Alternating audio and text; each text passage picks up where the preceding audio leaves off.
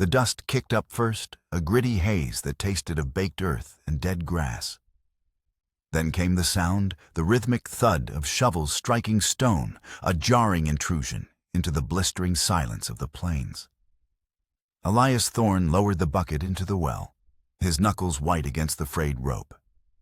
He knew that sound. It was the sound of theft.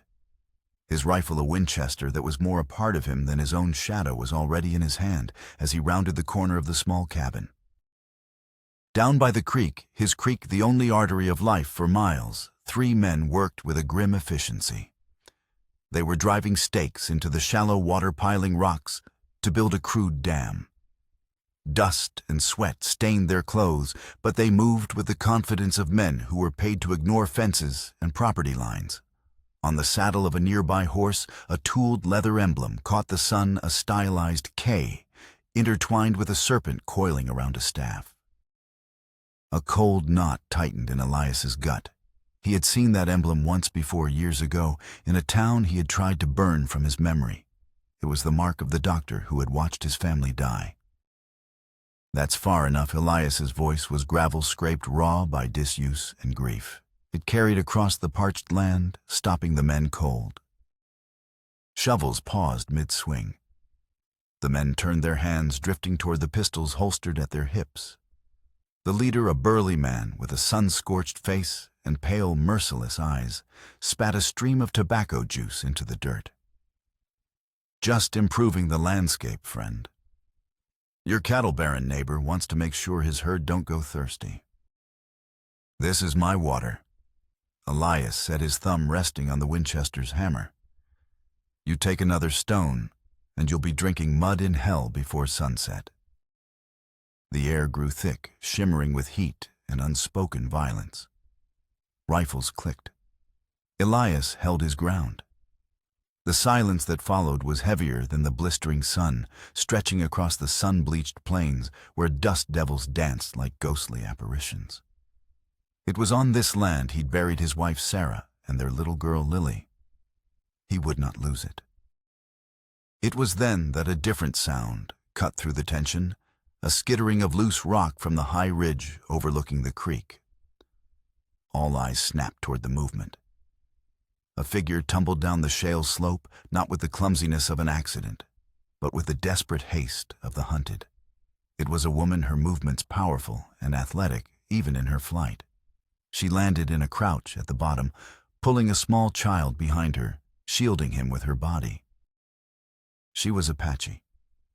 Her deerskin dress was torn, her arms and face streaked with dirt and blood. She held the boy, no older than 5 or 6, tight against her chest.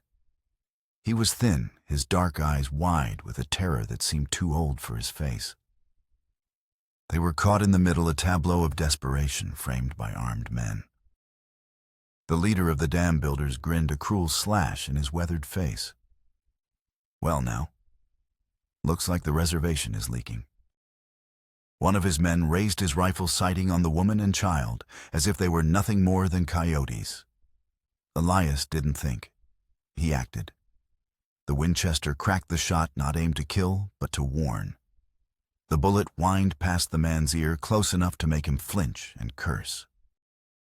"They're on my land now." Elias's voice was a low growl. "Which makes them my business.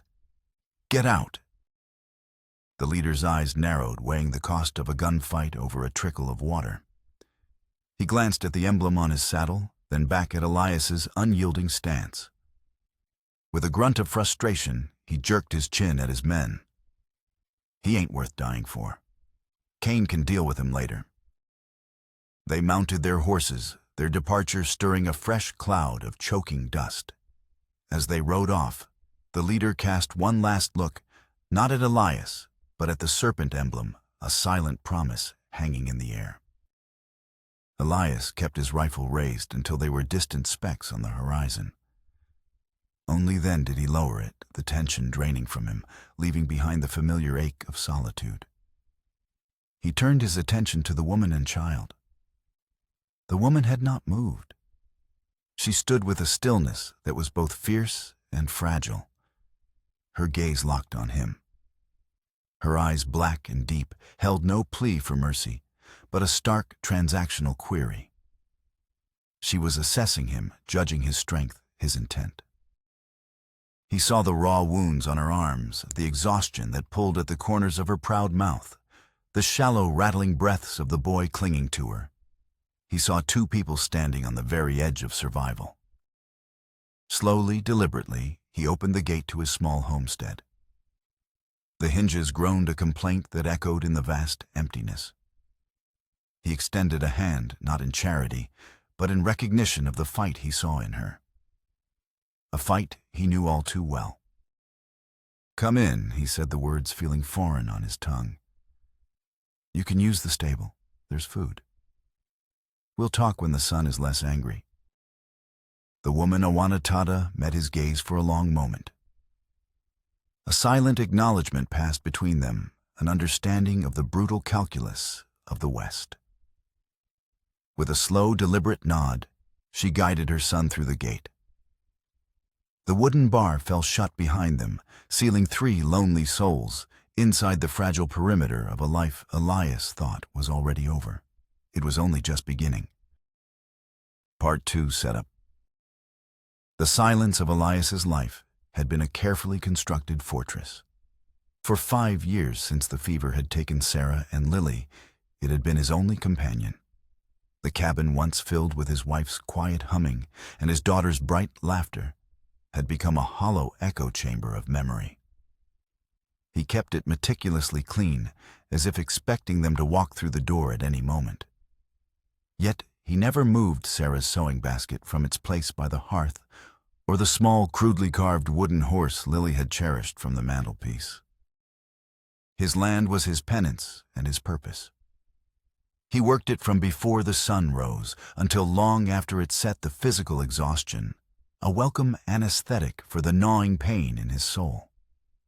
The creek was its lifeblood, a silver thread stitching together the brittle golden grass that crackled underfoot. This land held their graves marked by 2 simple wooden crosses under the shade of a lone, stubborn cottonwood.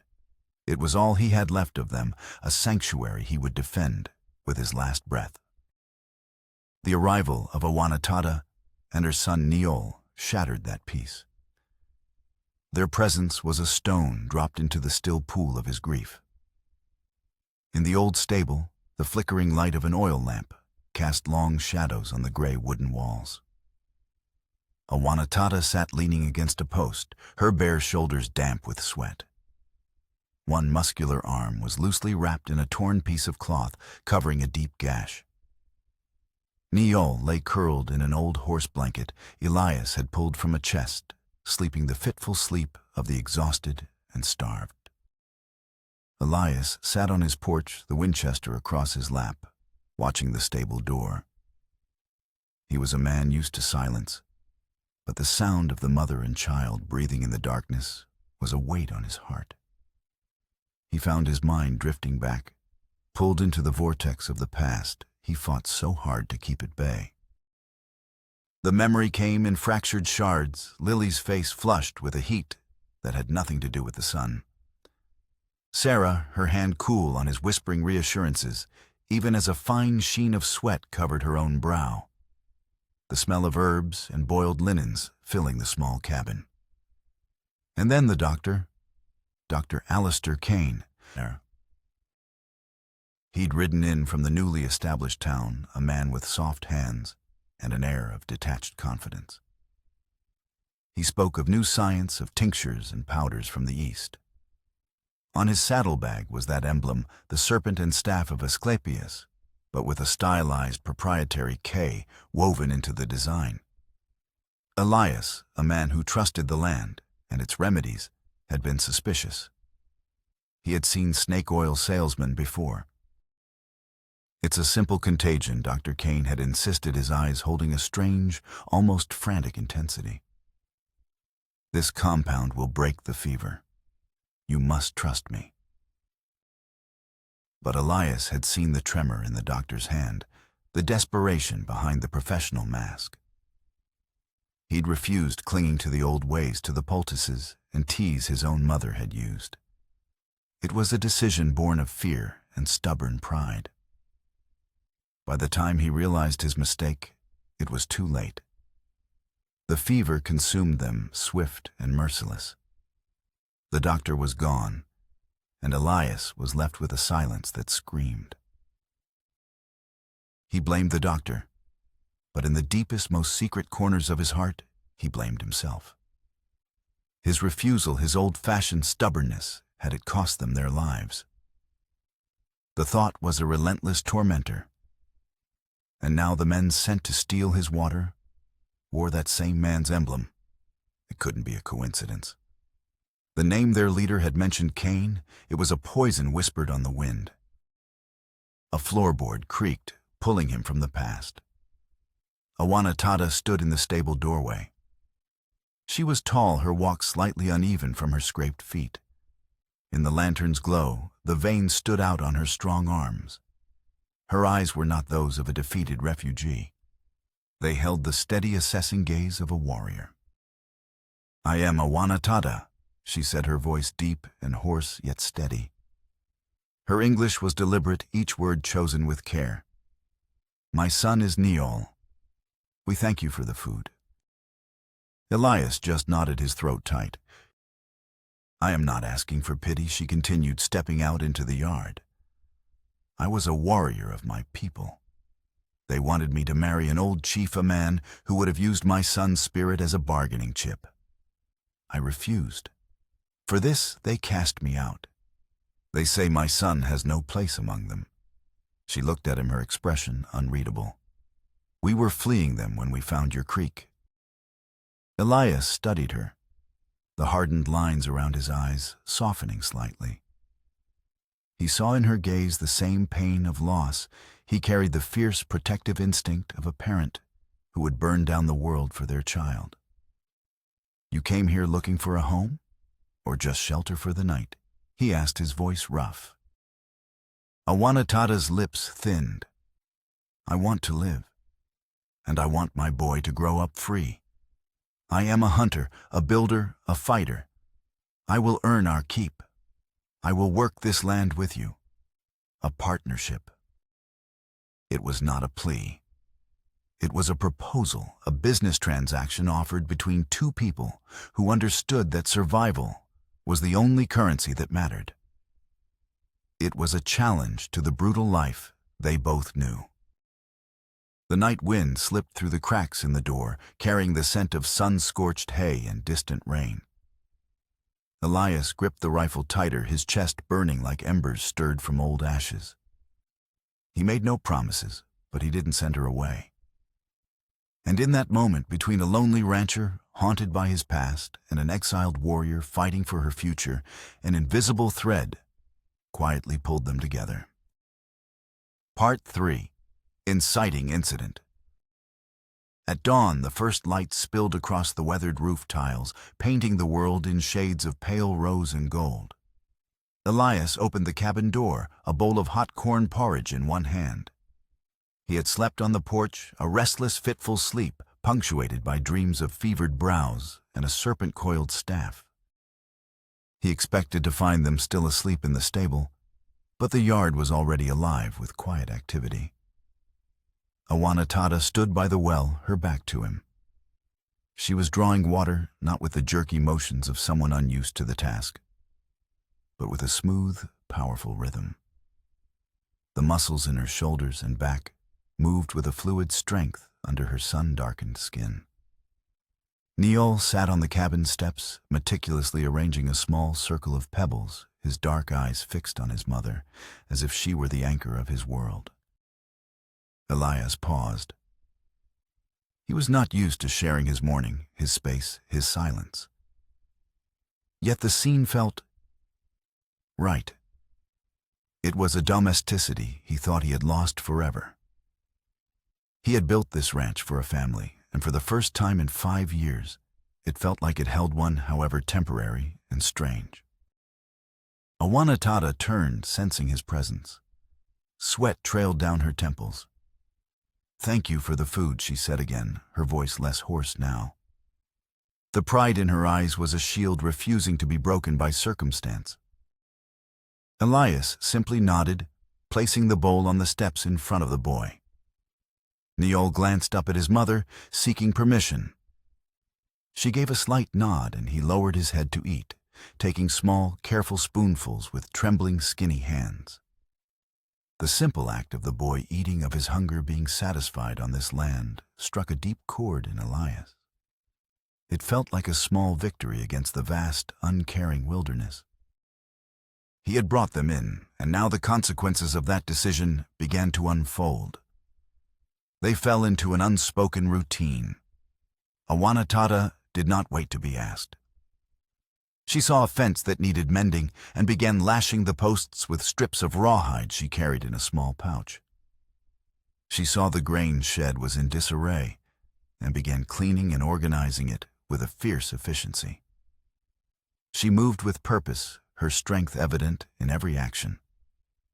She was not asking for a place. She was making one. Elias watched her, a reluctant admiration growing within him. He saw the way she expertly read the clouds, predicting the weather with a glance. He saw her notice a faint track in the dirt, a coyote that had been sniffing around the chicken coop that he had completely missed. She was a part of this land, in a way he, for all his years of toil, would never be. One afternoon they worked together to secure a broken beam on the barn roof. Elias struggled to tie it down, his hands, clumsy with the heavy rope. As he pulled, the rope frayed and old suddenly snapped, lashing back across his arm. Blood welled up instantly, a bright crimson line against his tanned skin. He gritted his teeth, swearing under his breath. Awanatata was off the ladder in an instant. She rushed over, grabbing his wrist and pressing down on the wound with her thumb to staunch the bleeding. Her hands were rough and calloused, but the warmth of her grip was startling. It was the first human touch he had felt in years that wasn't accidental or hostile. It made him fall silent. They stood there for a long moment, the scent of hay dust and sweat mingling between them. He looked into her eyes. The divide between white man and Apache, between rancher and refugee, seemed to dissolve in the intense heat of the afternoon.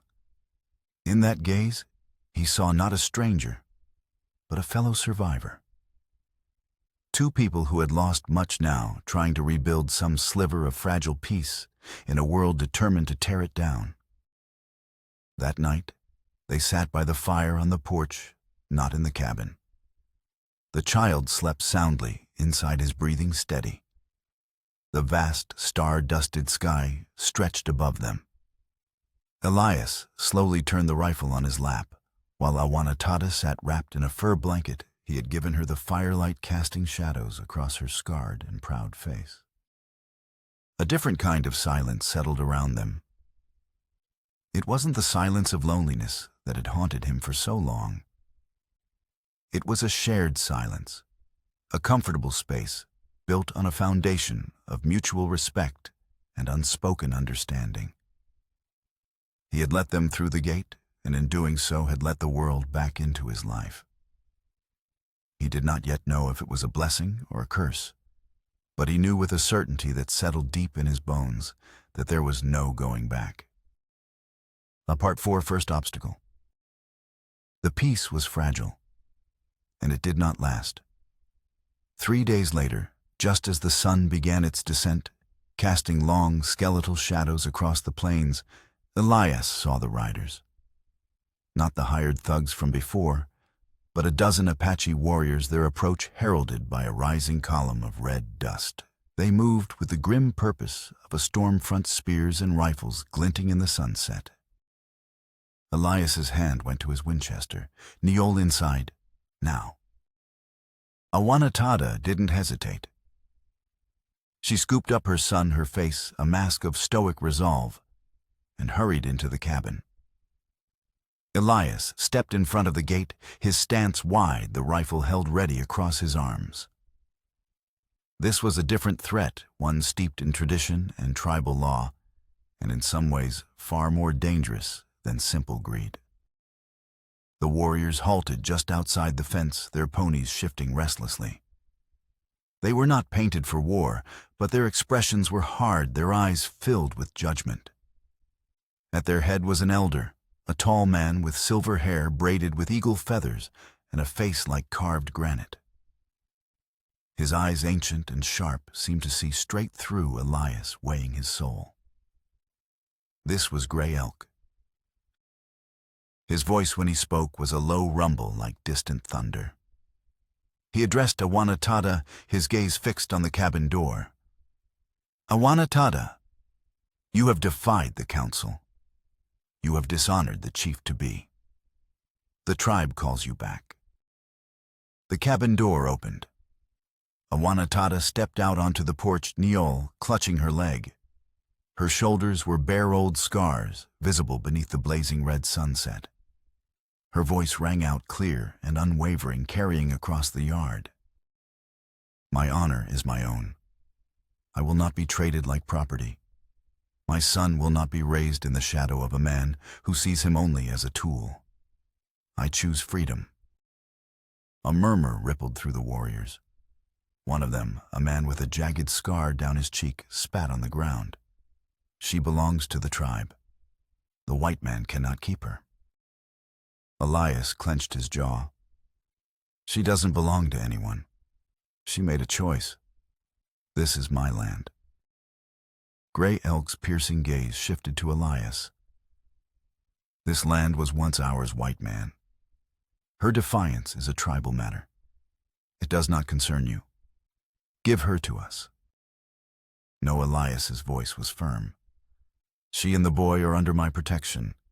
Anyone who crosses that fence will be treated as a threat. The air crackled with tension. The scarred warrior nudged his horse forward, his hand tightening on his rifle. He protects a traitor. He is an enemy of the people.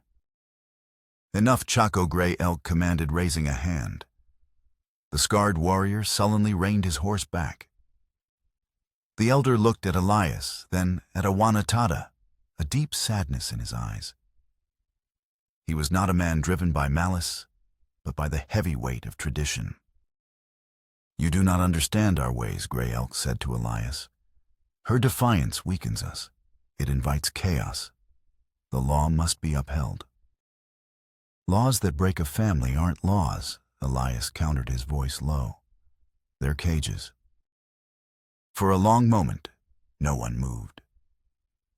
The sun dipped below the horizon, plunging the world into twilight. Gray Elk seemed to be wrestling with a decision. He had the numbers to overwhelm the lone rancher, to burn the cabin to the ground and take Awanatada by force. But Elias saw something else in the old man's eyes, a flicker of doubt, perhaps even a grudging respect for the raw courage on display. Finally, Gray Elk spoke, his voice heavy. There will be no blood spilled today. But this is not over. She has chosen to live in your world. Let us see if your world can protect her. We will watch. He turned his horse, and without another word, led his warriors away, their forms melting into the deepening gloom. They left behind a silence more profound and threatening than their arrival. Awanatada walked up to Elias, her calloused hand coming to rest on his arm. The touch was not for comfort. It was a silent vow, a confirmation of the battle line that had just been drawn. She would stand and fight beside him. They will be back, she said, her voice barely a whisper. I know, Elias replied, his gaze fixed on the trail where the riders had vanished. He knew the fragile peace had shattered. From now on, every sunrise would be a question, and every sunset might be their last. They were an island surrounded by two rising tides of hostility, and their only hope for survival lay with each other. Part 5. Rising Action. The ranch became a fortress. In the days that followed Gray Elk's visit, an unspoken partnership solidified between Elias and Awanatada. Words were sparse, but action spoke with a clear and resounding volume. They worked side by side, driven by the shared instinct for survival. They reinforced the fences, dug a deeper trench around the cabin, and boarded up the smaller windows, leaving only narrow slits for a rifle barrel. Awanatada taught Elias things about the land he had lived on for years, but never truly seen.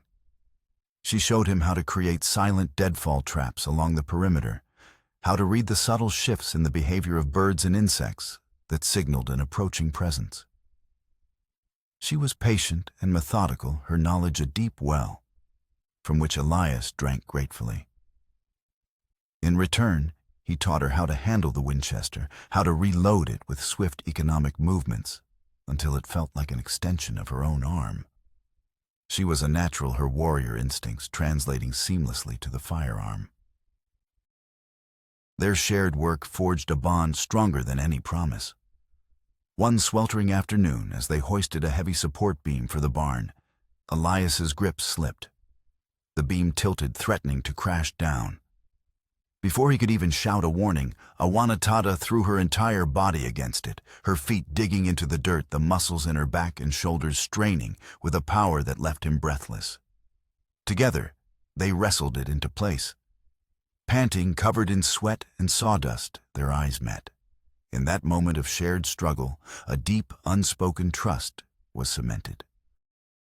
The threat from Silas Kane, however, was not content to wait.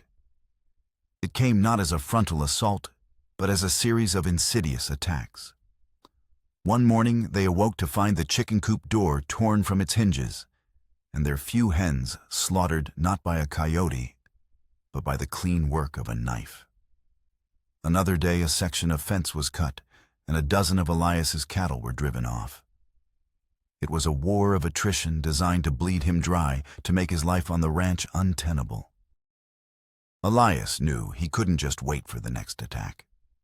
Leaving Awanatada and Neol to guard the ranch, a responsibility he now entrusted to her without a second thought, he rode into the town of Redemption. It was a place he had avoided for 5 years, a dusty collection of false-fronted buildings simmering under the unforgiving sun. The memories it held were ghosts that clung to every corner. He made his way to the sheriff's office. The man behind the desk was new, a portly official with a shiny badge and eyes that avoided direct contact. Elias explained the situation: the dam, the slaughtered chickens, the stolen cattle. The sheriff sighed, polishing his badge with his sleeve. "Look, Thorne, Silas Kane practically owns this county. His cattle empire stretches from here to the territories. A man like that, he has friends. You're telling me his men are harassing you over a dry creek bed? Sounds like a simple property dispute to me. I can't get involved without more proof." Frustration burned in Elias's throat.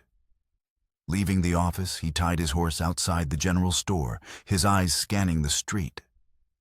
His gaze landed on a sign across the way, Redemption Medical Clinic. The paint was faded, but below it, another older sign was still faintly visible, the words almost weathered away, Dr. A. Kane, physician. A chill ran down his spine despite the heat. He began asking questions, quiet and careful, at the saloon at the blacksmith's. The name Silas Kane was spoken with a mixture of fear and respect. He was a wealthy man, a powerful man who had arrived a few years back and bought up land with ruthless efficiency. The pieces began to click into place. In the town's small records office, pretending to check a deed, he found what he was looking for: a death certificate. Dr. Alistair Kane died 4.5 years ago. Cause of death, suicide. A small article in an old archived newspaper told the rest of the story. Dr. Kane's reputation had been ruined after a local family, the Thorns, had perished under his care, with the father publicly denouncing his methods as quackery. Unable to bear the shame and loss of his practice, he had taken his own life. The article mentioned he was survived by his older brother, a businessman named Silas. The world tilted on its axis. This wasn't about water. This was never about water. His flashbacks began to shift. He no longer just saw the doctor's confident facade. He started to remember the details beneath it, the dark circles under Alistair Kane's eyes, the slight tremble in his hand. as he offered the medicine, the desperate plea in his voice. "You must trust me." It wasn't the command of a charlatan. It was the cry of a man in over his head, terrified of failure. Riding back to the ranch, the truth settled in his gut like a cold stone. He was being hunted not for his land, but for his past. And the man hunting him was bound by the ghost of a brother Elias felt he had helped destroy. Part 6. Midpoint Twist. The confrontation came sooner than he expected. It was dusk, the sky bruised purple and orange. Elias was checking the traps a Wanatata had set along the ridge when he heard the slow, deliberate hoofbeats. It wasn't a raiding party. It was a single rider. Silas Kane sat atop a magnificent black stallion, his clothes tailored and clean, a stark contrast to the rugged landscape. He was a handsome man, with sharp features and intelligent eyes that held a chilling calmness.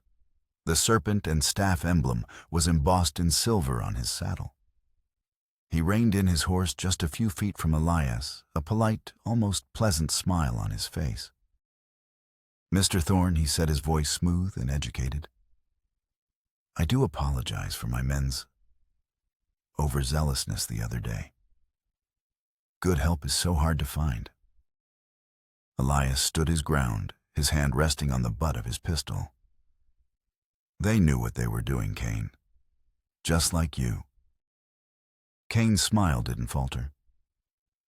"A man needs friends in this territory, Elias. It would be a shame for such a fine piece of land to lose its steward. I'm prepared to make you a generous offer for it. More than it's worth." "It's not for sale," Elias said flatly. Kane sighed, a theatrical display of disappointment. "Stubborn. Just like my brother always said you were." He leaned forward slightly in his saddle, his voice dropping to a confidential, venomous whisper.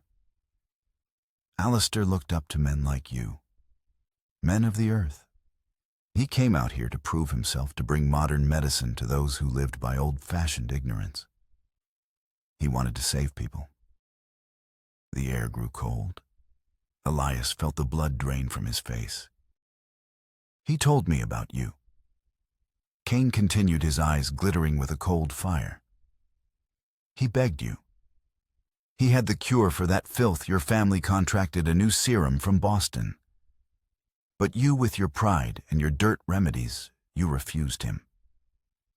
You watched them die, and then you spread your poison through the town, calling him a failure, a fraud." Every word was a nail being driven into Elias's soul. He could see it all now, Alistair Kane's desperation, the weight of a new untested cure, the fear of it failing.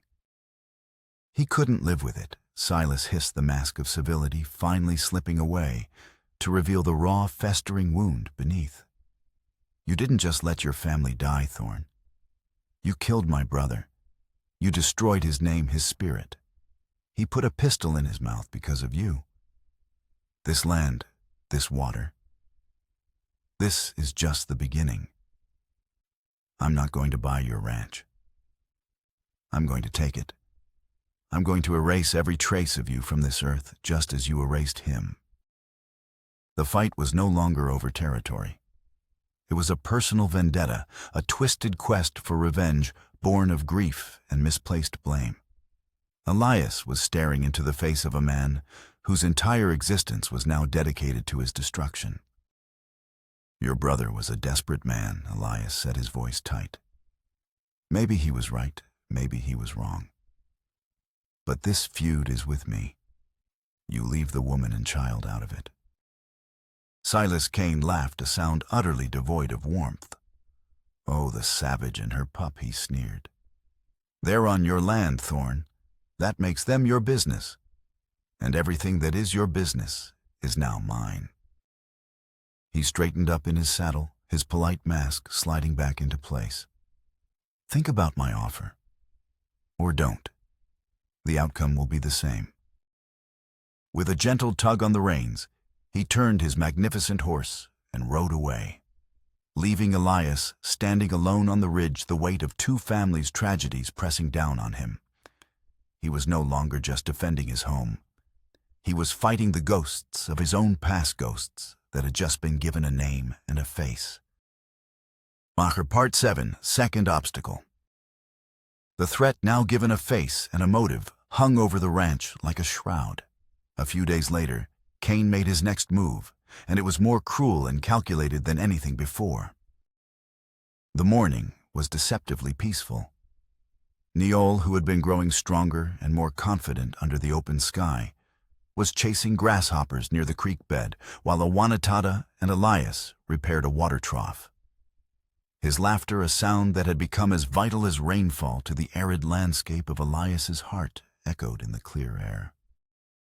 They took their eyes off him for no more than 10 minutes. It was Awanatada who noticed the silence first, a sudden absence of that bright, joyful sound. Her head snapped up, her eyes scanning the creek. Neol. There was no answer.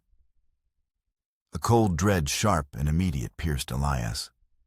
They ran toward the creek, calling his name.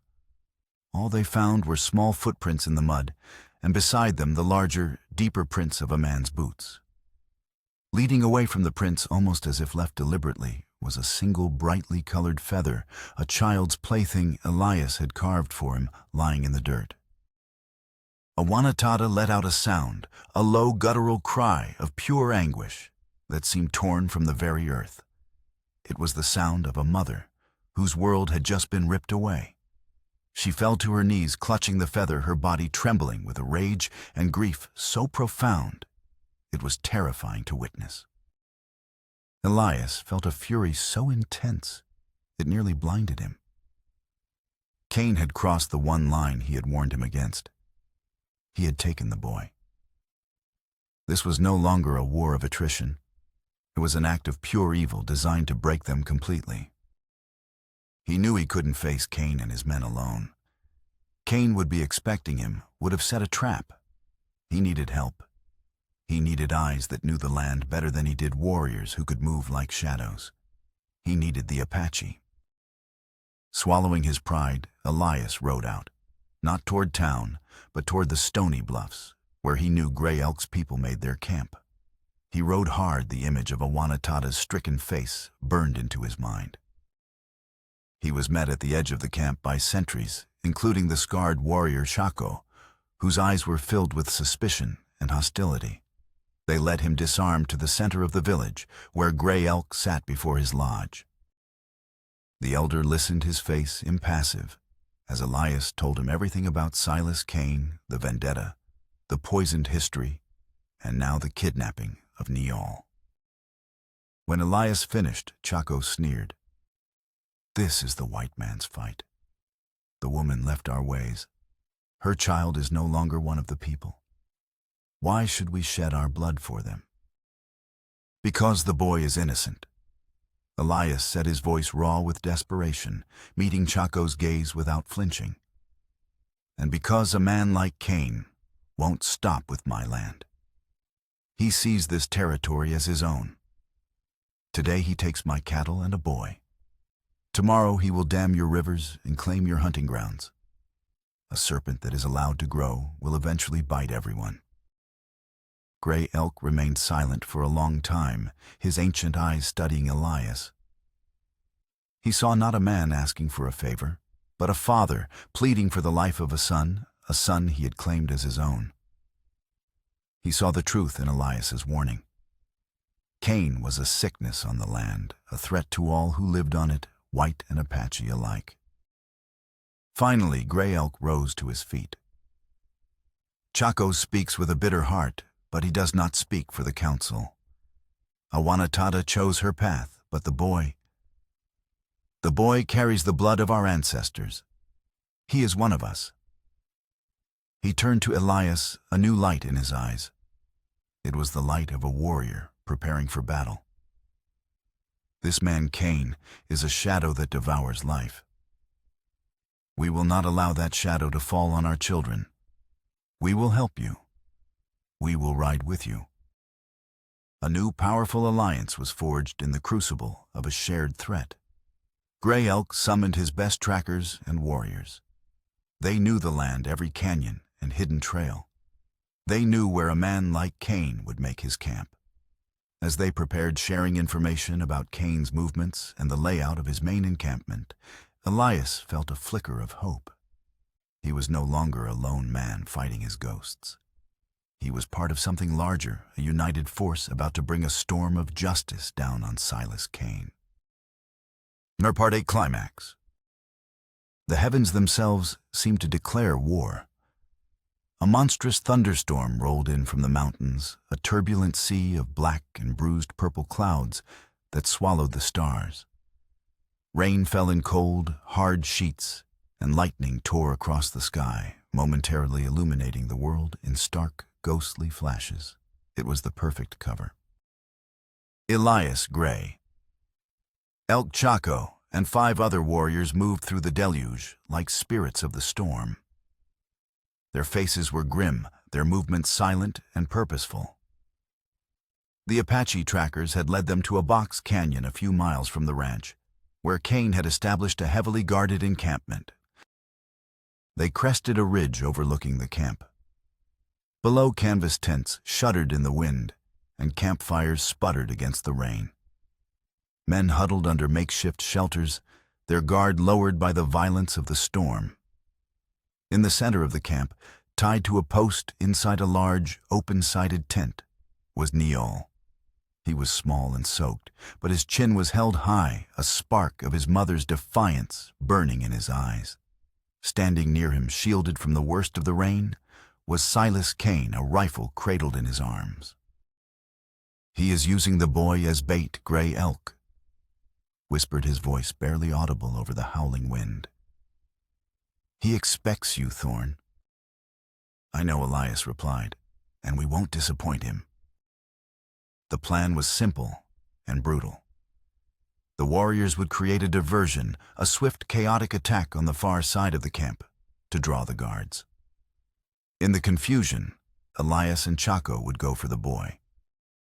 At a signal from Gray Elk, a volley of arrows hissed out of the darkness, thudding into tents and supply wagons. Shouts of alarm and confusion erupted from below. As Cain's men scrambled toward the source of the attack, Elias and Chaco slid down the muddy embankment, melting into the shadows. They moved with lethal speed. Chaco, his earlier animosity replaced by a focused battle calm, dispatched a lone guard with the silent efficiency of a striking snake. Elias reached the tent just as Cain realized what was happening. Cain spun around, leveling his rifle. "Thorn, I knew you'd come." A flash of lightning illuminated the scene. Elias, his face a mask of cold fury. Cain, a twisted smile on his lips. And Neol, his eyes wide, caught between them. Elias didn't waste time with words. He lunged forward, not at Cain, but at the post, hacking at Neol's ropes with his hunting knife. Cain fired the shot, going wide as Chaco slammed into him from the side, a whirlwind of motion and fury. The fight was brutal and primal. Elias cut Neol free, shouting, "Run to the rocks, go." The boy, trusting and brave, scrambled out of the tent and into the raging storm. Elias turned back to the fight. Cain had thrown Chaco off and now charged at Elias, his face contorted with hate. They crashed together, slipping and sliding in the mud. It wasn't a gunfight. It was a desperate, grunting brawl of fists and knives under the strobe-like flashes of lightning. Elias fought with the strength of a man with everything to lose. Cain fought with the obsessive madness of a man with nothing left but revenge. They were two sides of the same tragic coin, both broken by a loss they couldn't comprehend. Finally, Elias gained the upper hand. He slammed Cain's head against a wagon wheel, and the man slumped to the ground, dazed and bleeding. Elias stood over him, his hunting knife raised the rain, plastering his hair to his skull. In that moment, he wanted nothing more than to end it, to silence the voice that had haunted his family for years. "Do it," Cain rasped, a bloody grin spreading across his face. Avenge them. Become a killer just like you made my brother believe he was. Suddenly, Gray Elk was there, his hand on Elias's arm. His presence was a pool of calm in the storm of violence. Wait, Thorn. The elder said, his voice carrying a strange urgency. He looked down at the broken man on the ground. Cain, your brother was not a failure, and he was not a killer. Cain spat blood, lies. That man's family died. He was ruined. The sickness that took the Thorn family was not from the spirits, Gray Elk said, his voice ringing with the authority of generations of knowledge. My people have seen it before many years ago. It comes from the water, a sickness that is put there by men. Our oral history speaks of it.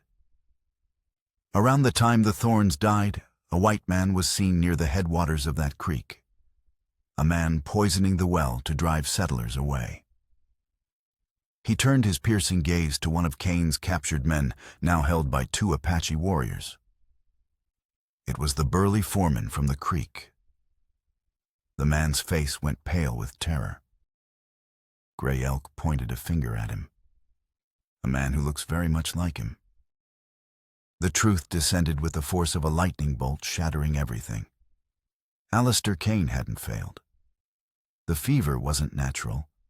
Elias's family hadn't been lost to a common illness or his own stubbornness. They had been murdered.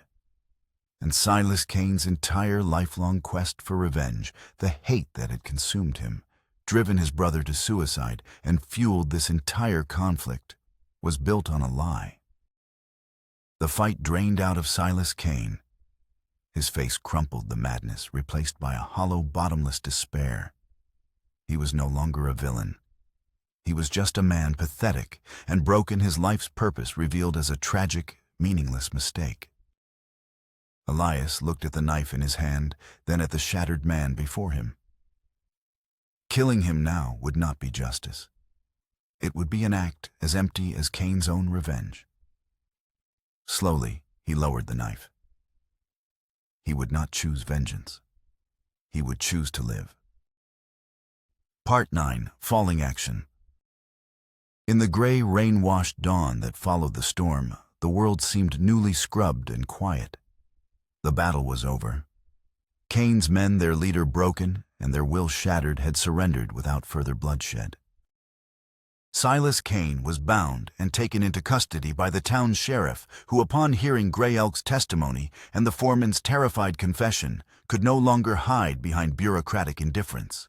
The truth about the poisoned well spread like wildfire, a shocking tale that cleared the names of both the deceased Dr. Cain and the long-suffering Elias Thorn.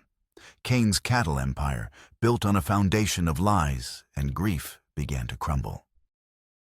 Elias, bruised and bone-weary, rode back to the ranch.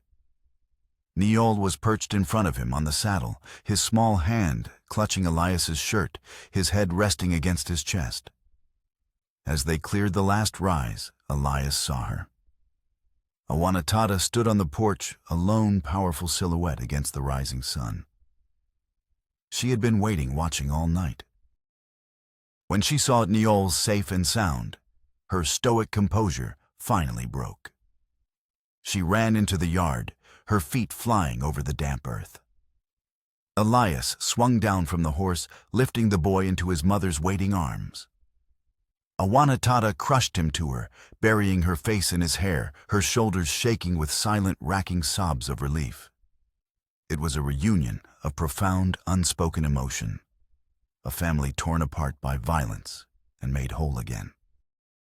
Elias watched them, a deep, quiet healing beginning in his own soul.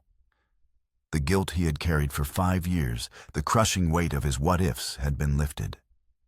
He was not responsible for their deaths. It was a revelation so immense, it left him feeling light adrift. Later that morning, as Awanatada and Neol rested inside the cabin, Gray Elk approached Elias. The elder stood beside him, and for a long time they watched the steam rising from the wet earth. You fought not just for the boy, But for the truth, Gray Elk said, his voice soft. You chose justice over vengeance. That is the way of a true chief. Elias shook his head. I'm just a rancher. You are a father. And a husband, Gray Elk stated not as a question, but as a fact. He gestured to the land around them. This land has seen much blood, yours and my people's. But today it saw an alliance. It saw peace. Awanatata chose her path, and it has proven to be a strong one. Our people will honor her choice. You and your family will have no more trouble from us. You are neighbors.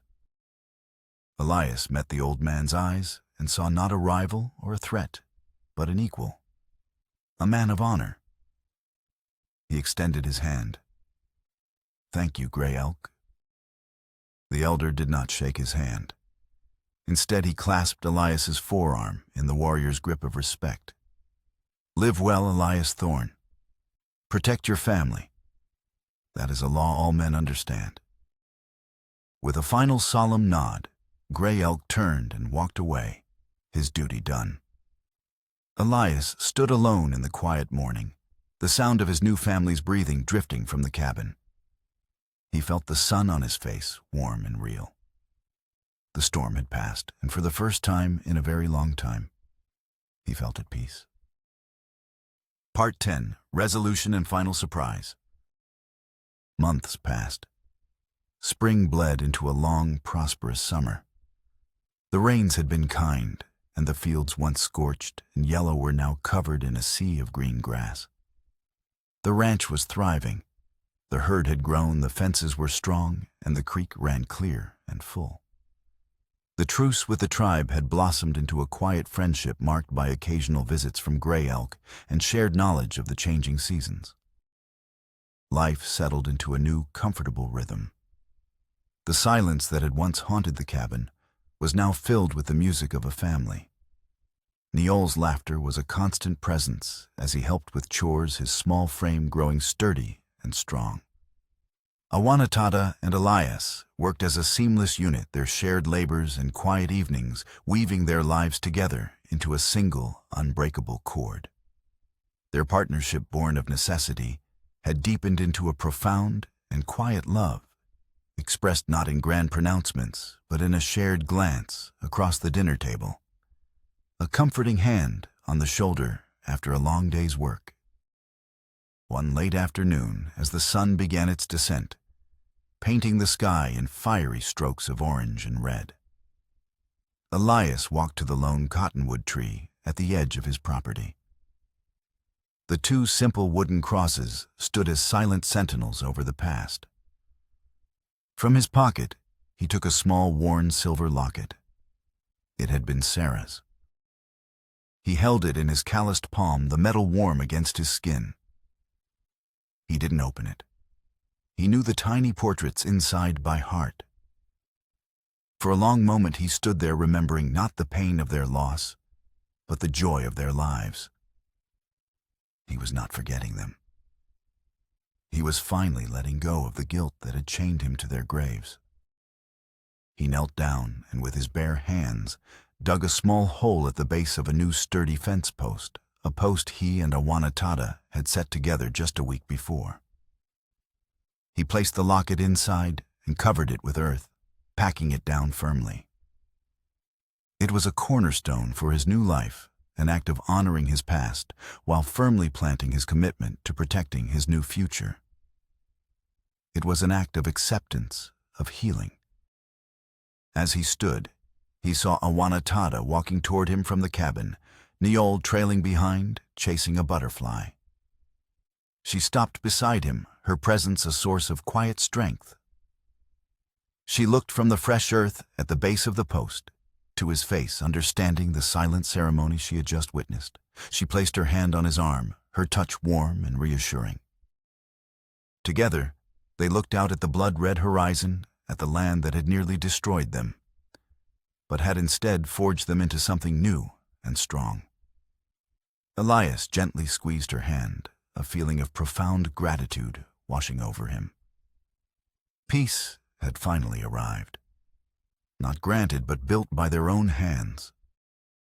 As they stood there, Awanatata shifted slightly, and with a small knowing smile that was just for him, she moved his hand from her arm and placed it gently over her stomach. Beneath his palm he felt the faint, subtle swell of a new life just beginning.